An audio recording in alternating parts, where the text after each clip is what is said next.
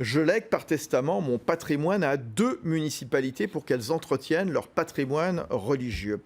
Comment m'assurer qu'elles le feront? Alors là, il y a plein de questions. Il y a plein de questions finalement, dans cette plein de question. points. Alors déjà, tiens, est-ce qu'on peut léguer finalement son patrimoine, sa fortune à n'importe qui?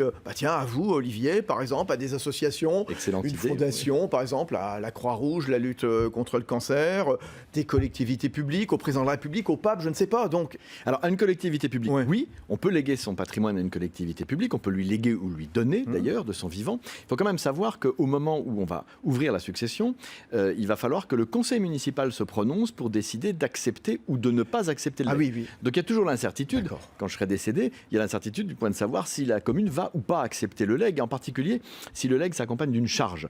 Parce qu'on peut parfaitement accompagner son legs d'une charge, c'est-à-dire dire je te lègue telle chose, mais avec l'obligation Ça va te pour coûter. toi, Voilà. de faire ceci ou cela.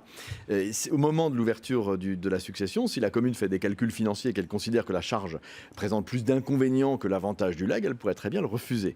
Et c'est vrai que de façon générale, première que incertitude. ça soit des collectivités ou pas, ou même des personnes C'est vrai physiques, pour n'importe quel voilà, legs. on accepte pourrait ou on très bien le n'accepte refuser. pas. Et il y a Absolument. certains délais. Ça, Voilà. c'est le premier sujet. Puis il y a le deuxième sujet qu'il pose, c'est lorsque j'aurai disparu, évidemment, qui va vérifier, si elle a accepté le legs, qui va vérifier qu'elle fait bien ce qui a été prévu. Puisque j'imagine qu'on est dans une hypothèse où il n'y a pas d'héritier ou probablement pas de famille proche, donc personne ne va surveiller ça. Alors, c'est vrai que c'est un peu le point faible des legs avec charge, c'est dans le temps qui va contrôler l'exécution de la charge. Il y a une solution dans le Code civil qui est la désignation de ce qu'on appelle un exécuteur testamentaire. C'est-à-dire une sorte d'administrateur ou de surveillant, si on peut dire, de la succession qui va vérifier que la commune, en l'occurrence, exécute bien la charge. Le petit problème, c'est que cette mission d'exécuteur testamentaire, elle est limitée dans le temps à une période de 2 ans. Et qu'il faut qu'au bout de 2 ans, l'exécuteur demande au juge de prolonger sa mission.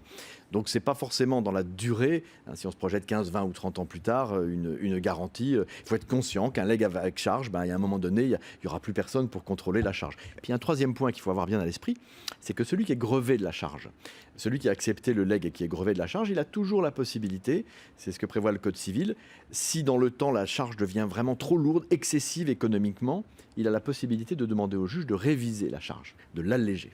Voilà.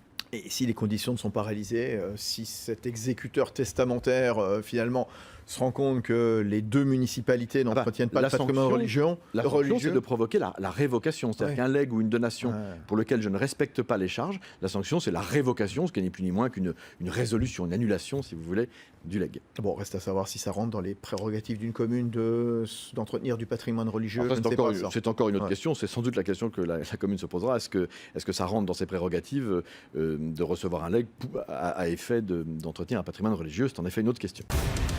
BFM Business, le club du droit, passez-moi le notaire.